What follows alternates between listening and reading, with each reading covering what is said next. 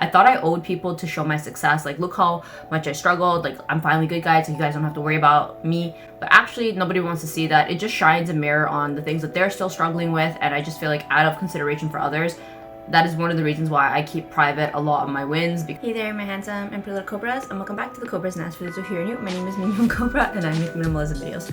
So today's video is going to be how to mentally glow up. I've got 8 things that I want to share with you guys because with my time away from social media, I have done a lot of self-reflections and I'm in a really good headspace recently, so I thought I'd share that with you guys. So without further ado, let's just get into the video. Let's get it, let's go. Woo.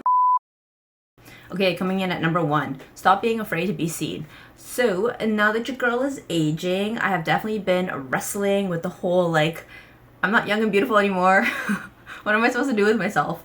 So for a period of time, like, I mean, also in addition to not really like having the time to do social media because of work, kind of started to become afraid of being seen. I'm like, people can see my wrinkles. I think you guys can actually see now what I'm talking about, whereas before I think I was filming more often, but it's been a longer period of time. But like, I'm starting to get wrinkles here and stuff like that. Like, I was just so afraid to be seen. I was like, no one wants to see me anymore, blah blah blah blah. Like, your girl was definitely going through a lot of emotional self-esteem tangs, and I feel like I'm secure enough to be able to share that with you guys. Like, so like, yeah, what changed? I was like, you know what, I don't want to be afraid of being seen anymore. I was like, I deserve to post on my social media. I deserve to love myself. In my older years, I deserve to be lit and I deserve to be happy. So I stopped being afraid of being seen. I started posting on TikTok. There's this whole rhetoric. You know what? I shouldn't even say rhetoric. It's just my own personal self-beliefs that were just garbage. I was like, I'm not pretty like enough for like TikTok pretty. Like, I'm not young enough for the Gen Z, for the young crowd. Like, I'm not gonna post on TikTok. And like, I was just robbing myself of a good time. I was like, why now? Like, why? Just post. Just get out there, post. So if you guys are curious, you guys could definitely check out my TikTok. It's by no means educational whatsoever. It's just random stuff. But I stopped being afraid of being seen, which like you would think is such a ridiculous fear given that like I have a YouTube channel. But I too go through these things. I was afraid of being seen. I was afraid to like speak my truth, speak my voice. So this is my message for you ladies out there. Don't be afraid to be seen. That your voice deserves to be heard. Okay, coming in at number 2, which is actually the complete opposite of this, and that's be private. Not everyone wants to see your wins. So I feel like this is like slightly nuanced, slightly different. So let me explain what I'm talking about. So in my extreme minimalism days, everyone loved to congratulate me on like, oh my gosh, like, you're so brave for living that lifestyle. Like, you know, I aspire to that, but like I can't. Like, I love shopping too much. Like, when I was down, everyone loved seeing me down. Like, my friends loved seeing me down. Like, even my parents liked seeing me down. Like, I know it's kind of messed up. And once I started to be like, no, I want to leave my suffering era behind. Like, I just want to live in abundance. Like, I want to have a better quality of life now that I'm like making some money. No one wanted to see my wins. Like, I would get comments on Instagram, even comments on TikTok, even comments from like family members.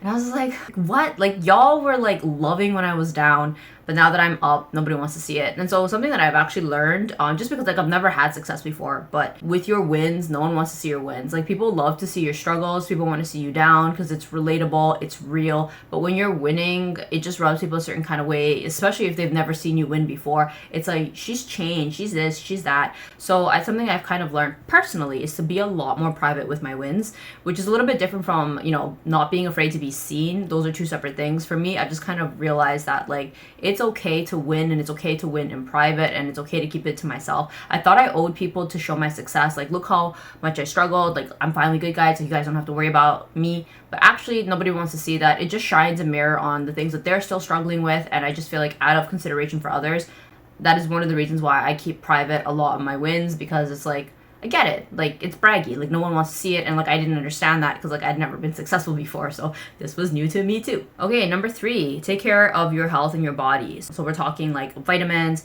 proper food, water, skincare. So this is more of a mental aspect, more so than the physical. So in that sense, yes, you should be taking care of your body. But something that like I kind of fell into this rut. I've always been a health nut. I've always taken care of my body. Like, that's not new to anyone. Everyone who watches the channel knows that. But I would be completely honest and transparent. I really fell off the health wagon.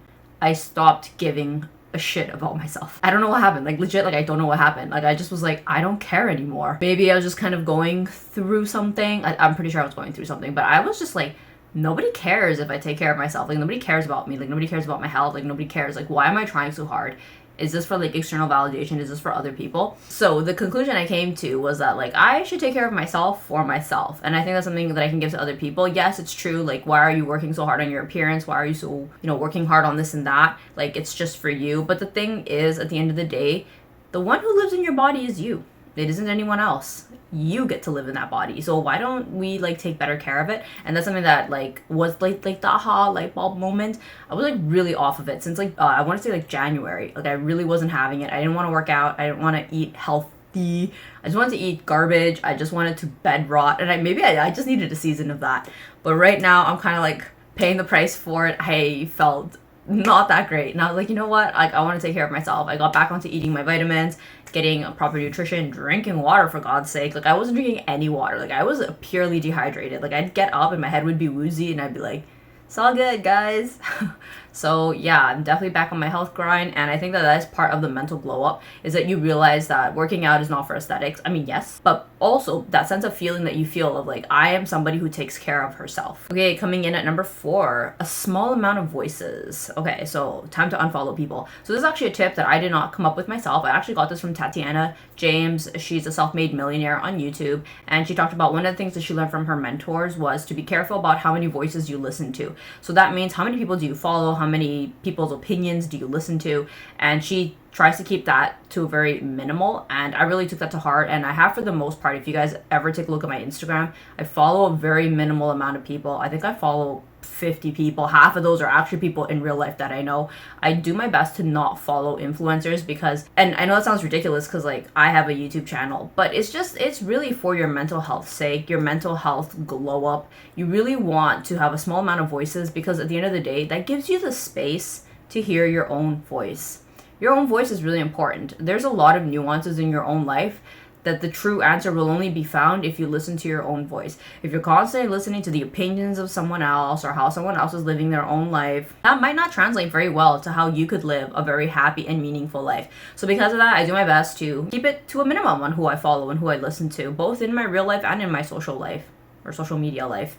And it does wonders. Even given it a try, curate who you follow. I feel like you're going to feel like this weight off where you're not constantly listening to Dick and Tom's opinions about this, that, and the third. Okay, number 5, material stuff, it doesn't equal validation. And this is something that's very new to me because for those of you who've been following me for a period of time know that I have been an extreme minimalist, a minimalist. So for a really long time, I didn't buy into that narrative that like if you buy stuff, you're going to get validation. So I don't know. Although at the back of my mind, I was like, I feel like it's true.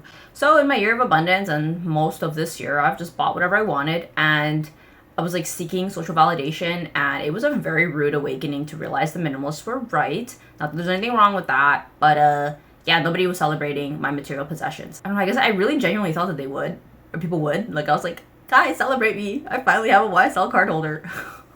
So there is definitely a difference in that. You can definitely buy nice things for your own self-pleasure. You kind of have to figure out where's the line for you where certain purchases are made from the foundation of or like a lack of self-validation. Like, are you secretly thinking like I'm now better than everyone because I have this?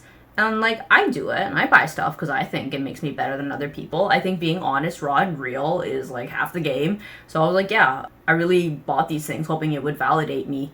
And it didn't, so I'm like, now what?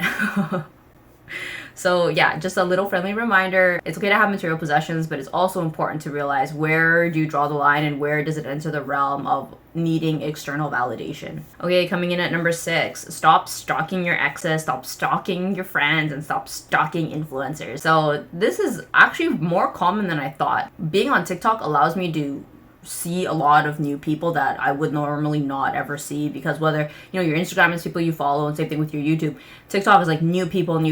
Some of the things that like the algorithm has shown me is just, girls, when you stalk your ex, girls, when you stalk your friends. And I was like, there's a lot of stalking going on here. And this is a completely human experience. So let me just tell you, first and foremost, the reason that it made me laugh is because like I thought this was strictly a me experience. Like I thought I was the only one who like stalked other people. Some chicks, and like love that for them, have made TikTok careers out of like stalking exes and exes, which I love that for them. Like I could never. That is a lot of work, but like I love the dedication behind that. And I just want to say, when I used to stalk my exes, my mental health was garbage. So what I'm trying to say is, if you have fallen down that rut, not here to shame, just bringing light to the issue. If you have fallen down that rut of stalking your exes, stalking your ex's exes, stalking your new ex's girlfriend's exes, because apparently this is a thing. It's like a whole network of people or friends or your friends' exes. Stop. It's not healthy. It's not productive. It's not taking you anywhere good. So if anyone has fallen down that rabbit hole and this is your friendly reminder, like, you can love them from afar, but you don't need to know what she had for breakfast. You don't need to know what he's doing with his new boo. It's not serving you. It's not doing you any good. Okay, and number 7, stop centering your man, your situationship. So actually there is no when. This is actually just something I've just kind of realized over time, and even in my own relationship. So I've been with Will for 10 years, and yeah, it doesn't do you any good to make someone else, even if it's someone that you love, like your husband or your boyfriend, making them the center point of your life. Like, it's not healthy. Like, it's really not healthy for them, because you become naggy and you become like henpeckety on them, like, do this, do that, nah, nah, nah. Leave them be. They're a grown-ass person. They're doing their own thing. You should focus on you. You should focus all of that emotional energy and investment in yourself. And it's not selfish. It's actually a relief for them. If you're busy doing you and improving you, you don't have any time to be worrying about them. You don't have any time to be worrying, how does he cut his hair? How does he shave his beard? How does he dress himself? He's a grown man. Leave that man be.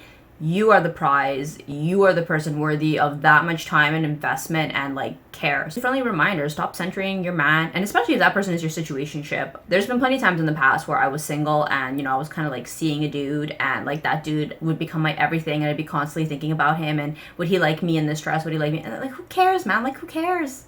Like, who cares? This is your sign to stop dating men. Okay, coming in at number 8, embrace today, embrace your youth. You only have today. And you are not aware of how limited your time is on earth till you get older. When you're young, you've only ever been young, and so you feel like you're gonna be young forever. It isn't until you start seeing signs of aging or you start getting sick. Just time has gone by and you're like, oh my gosh, like time does go by and I really don't have that much time. Like, I'm not going to live forever. I think aging is the first step in realizing your own mortality, and it is a big wake-up call. It is a big like, oh, wow. It's like you know that saying where it's like, just use a nice perfume, like just take that holiday. And that whole YOLO concept, I think, is not healthy in your 20s necessarily, but maybe a little bit more in your 30s, when you kind of realize like you are not going to live forever. I'm not saying YOLO and be, you know, financially irresponsible, but I think all of that delayed gratification, there comes a point where you need to put your foot down and say, yeah, like, when is today enough? Like, when can I embrace today? When can I like just enjoy today? And I think aging kind of gives you the courage to finally start to do the things that you kind of kept holding off. Like, for me, I've actually gone harder on my social media because I've actually realized that doing content,